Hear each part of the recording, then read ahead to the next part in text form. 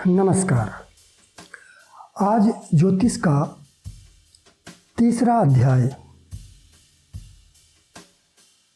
कल तक मैंने राशि, नक्षत्र आदि के बारे में बताया। इसके पहले वाले वीडियो में राशियों का वर्गीकरण भी बताया। आज ग्रहों के बारे में। 9 ग्रह हैं, यह मैंने आपको पहले ही बता दिया था, और उनकी राशियां कौन कौन सी हैं यह भी मैंने बता दिया था।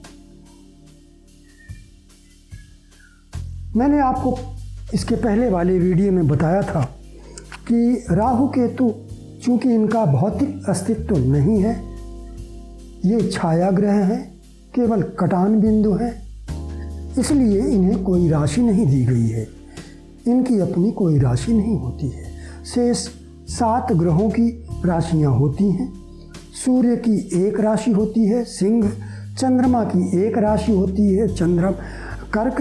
शेष 5 ग्रहों की 2-2 राशियां होती हैं। मंगल की मेष वृश्चिक, शुक्र की वृषभ तुला, बुध की मिथुन कन्या, गुरु की धनु मीन और शनि की मकर और कुंभ। अब ये 9 ग्रह हैं। इनमें से जो सूर्य, मंगल और गुरु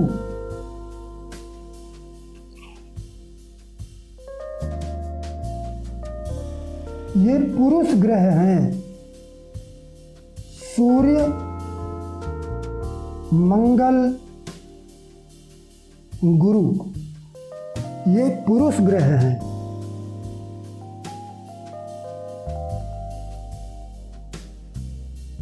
स्त्री ग्रह चंद्र और शुक्र।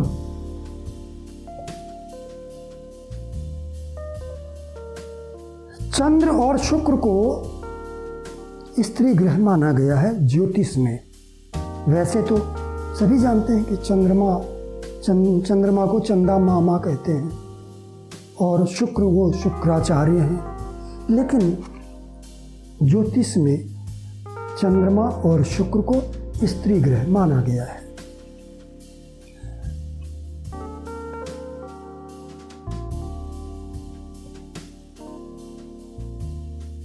नपुंसक ग्रह बुध, शनि, राहु, केतु, इन्हें नपुंसक ग्रह माना गया है। और थोड़ा गहराई में जाएंगे तो बुध को पुरुष नपुंसक माना जाता है, शनि को स्त्री नपुंसक, राहु और केतु को भी स्त्री नपुंसक माना जाता है। गुरु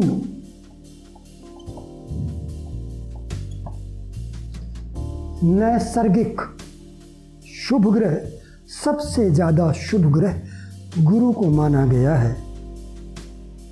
इसके बाद दूसरा नंबर शुक्र का आता है,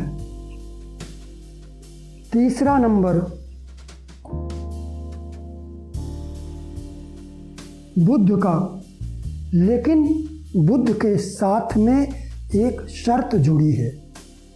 बुध कुंडली में यदि अकेला है तो शुभ माना जाएगा, यदि शुभ ग्रहों के साथ है तो भी शुभ माना जाएगा, लेकिन यदि वह अशुभ ग्रहों के साथ है तो अशुभ माना जाएगा।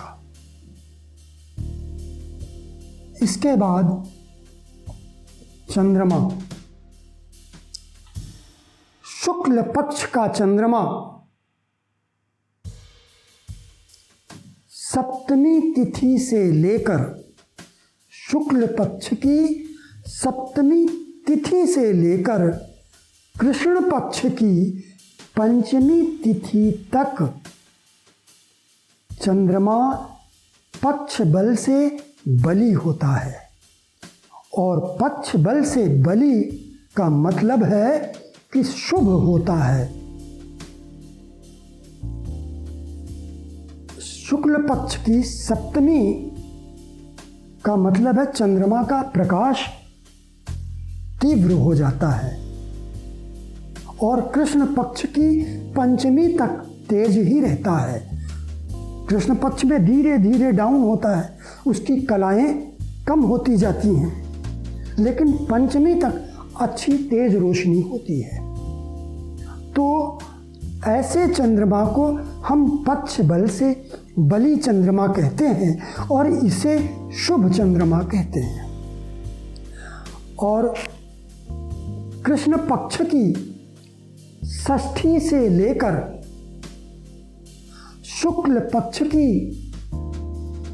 षष्ठी तक चंद्रमा को क्रूर या अशुभ माना जाता है। तो अगर शुक्ल पक्ष का बलवान चंद्रमा है तो उसे शुभ माना जाएगा, अन्यथा अशुभ क्रूर माना जाएगा। अशुभ ग्रह, ये जो 4 ग्रह हैं, मंगल, शनि, राहु, केतु, ये अशुभ ग्रह कहलाते हैं। नैसर्गिक रूप से ये अशुभ होते हैं। लास्ट में हम सूर्य का नाम भी जोड़ देते हैं।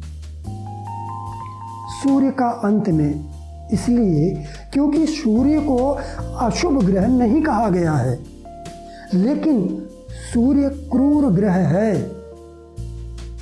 सूर्य क्रूर ग्रह है, इसलिए सूर्य भी इन्हीं गिनती में आ जाता है। फिर इसके बाद बुध यदि अशुभ ग्रहों के साथ है तो अशुभ कहलाएगा। चंद्रमा पक्ष बल से हीन है तो यह भी अशुभ कहलाएगा, क्रूर कहलाएगा।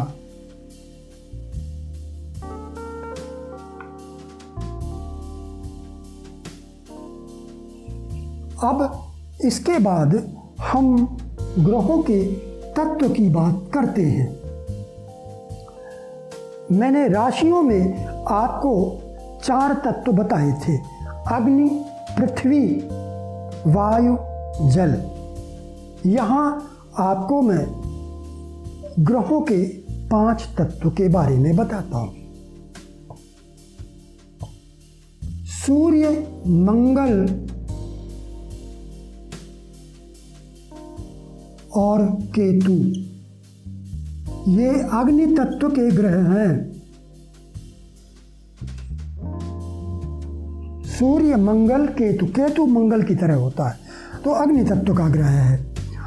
इसके बाद में चंद्र और शुक्र, ये जल तत्व के हैं।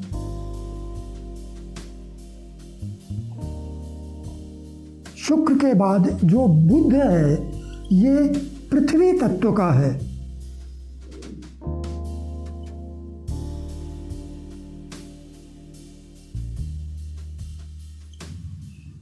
गुरु आकाश तत्व, शनि और राहु वायु तत्व,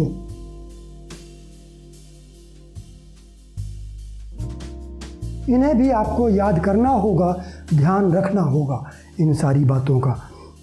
तो ये ग्रहों के तत्व हैं। इसके अलावा अब हम आगे चल करके अगले वीडियो में हम आपको ग्रहों की शत्रुता मित्रता के बारे में बताएंगे, और फिर इसके बाद ग्रहों की राशियों के बारे में कुछ और, पहले तो मैं बता ही चुका हूँ, लेकिन उसके आगे कुछ और उच्च नीच राशियाँ, मूल त्रिकोण राशि, स्वराशि आदि के बारे में बताऊँगा अगले वीडियो में।